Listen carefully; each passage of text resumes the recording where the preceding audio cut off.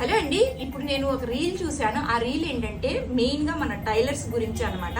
మన ఇండియా నుంచి ఒక లేడీ ఫ్యాషన్ డిజైనర్ ఫ్రాన్స్ కి వెళ్ళింది అనమాట. డిజైనింగ్ తీసుకొని అక్కడ ఆవిడకి చాలా ఇన్సల్ట్ జరిగింది. ఎందుకు జరిగిందో ఈ వీడియో చూడండి. हिंदुस्तान की एक फैशन डिजाइनर फ्रांस में जाकर अपने कपड़े फैशन शो कर रही थी, तो मुझे काफी अच्छा लगा। फ्रांस फैशन की राजधानी मानी जाती है। फ्रांस के डिजाइनर अपने आप को दुनिया के सबसे टॉप फैशन डिजाइनर मानते हैं। 2-3 दिन बाद मैंने एक आर्टिकल देखा कि फ्रांस के डिजाइनर्स ने हिंदुस्तान के जो डिजाइनर थी उसका मजाक उड़ाया कि देखो इसको तो डिजाइन ही नहीं आती। तो अब मेरे 2-3 फैशन डिजाइनर दोस्त हैं जो फ्रांस में फेमस फैशन डिजाइनर्स हैं, तो मैंने फोन उठा के मैंने उससे कहा देखो तुम लोग क्या कर रहे हो। मैंने कहा कि हिंदुस्तान से लड़की आई है, तुम लोग घबरा गए हो। कहता है नहीं मैं समझाता हूँ। मुझे कहता है राहुल मुझे फैशन डिजाइनर कहा जाता है, हम सबको फैशन डिजाइनर कहा जाता है, मगर हम फैशन डिजाइनर नहीं है। फैशन डिजाइनर सिर्फ नाम दिया गया है, हम हैं दर्जी। आपने मुझे कोई भी कपड़ा दे दिया, मैं उस कपड़े को समझ जाता हूँ, कैसे काटा जाएगा, किस पर किस प्रकार लगाया जाएगा, मैं सब जानता हूँ। मैं कारीगर हूँ। आपने जो औरत भेजी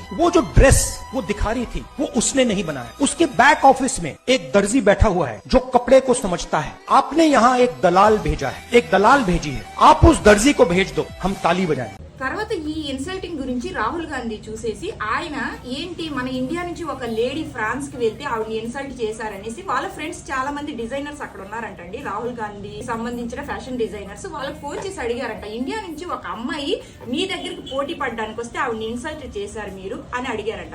అడిగితే వాళ్ళు చెప్పిన సమాధానం ఏంటంటే అండి, మేము ఫ్యాషన్ డిజైనర్స్ అని ఒక లేబుల్ మా మీద వేశారు, కాకుంటే మేము ఫ్యాషన్ డిజైనర్స్ కాదు, మేము ఒక టైలర్లమి. ఒక క్లాత్ మా ముందు పడేస్తే దాన్ని ఎలా డిజైన్ చేయాలి, ఎలా కట్ చేయాలి, ఆ అమ్మాయికి ఎలా సెట్ చేయాలని ఒక నాలెడ్జ్, ఒక థాట్ అయితే మా దగ్గర ఉంది.